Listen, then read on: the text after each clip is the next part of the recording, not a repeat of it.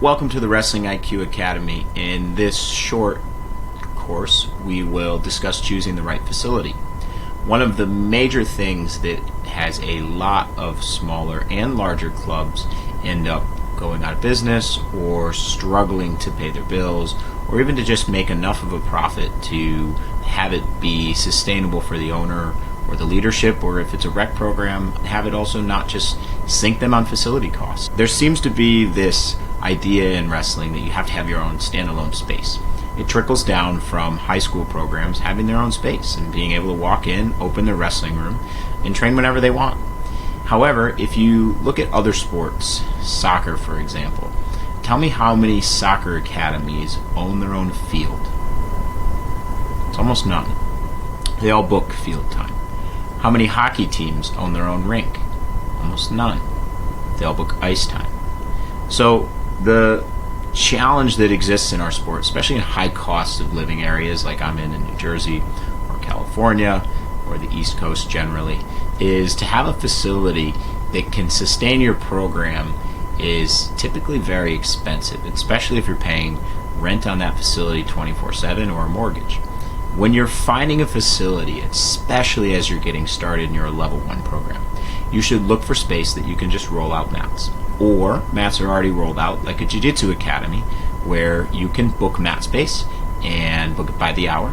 You put together what's called a license agreement, or even as simple as an MOU for the use of the space. It's not a sublet, it's just a license agreement for the use of the space. I'll link to a couple of templates in the description on this course. So once you get your hours set, it's best to do 6 months, 12 months. You can do seasonal 3-month bookings at your facility. Just know that after those 3 months, you have zero rights to that facility. So the longer you can lock a facility in, typically the better if you know you're going to be building a program.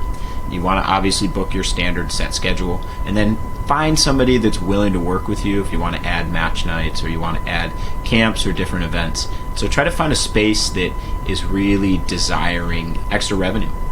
And what we've found to be really good with that is parishes, churches, different types of religious centers. They have gym space or recreation space that is typically underutilized, and there's a lot of availability, and they love to have the additional revenue, and because they're not necessarily profit generating organizations, they're relatively affordable.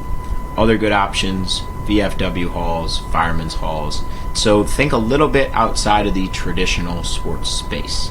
The challenge with working with high schools and any public school at this point is if you're an outside program, there's a lot of additional compliance that you have to go through. You got to get the sanitation engineers there. You have to have the facilities open and closed on the school's schedule. There's a little bit less flexibility. It's not like the old days when you just get a key and you can, have your wrestling program come on in. Then, in addition to that, the costs are becoming pretty astronomical. A lot of these schools are utilizing their facilities to generate revenue, and in addition to paying sanitation engineers, custodians, and groundskeepers to open up the facility, you've got facility costs as well. So a lot of rec programs are renting back their spaces. There's still a number of private clubs that operate out of schools. Some have a sweetheart deal where they don't have to pay anything, and some of them are paying $80 to $160 an hour. So I would recommend finding a space. There's starting to be more and more spaces too that are set up as mat spaces that people can rent. Make sure that you're not overcommitting yourself to 1, too much square footage early, and 2, too much of an ongoing recurring cost with too long term of a lease. The more flexible you can be early on, the better. The lower cost you can be always, the better.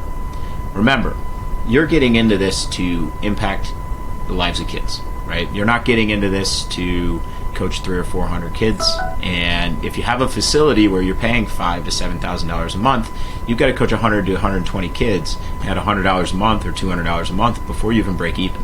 And then you're using that space maybe 12 to 18 hours a week. And so find a space that you can activate in the evening and keep your costs down. As far as once you move to the point where you want a full-time lease, I will do a separate course on that. That's going to talk about triple net lease, double net lease, things to look out for, making sure that we don't get shut down by the town, making sure that we have the right zoning and that we're working with the town for everything to be approved. And then we can do a third course on purchasing a building and using your business or your nonprofit entity to buy a permanent facility. All right, please feel free to email me, jeff@wrestlingiq.com, jeff@wrestlingiq.com, if you have any further questions about license agreements, MOUs, temporary space that you're booking by the hour as other sports do. This is the best route for a level 1 program to go.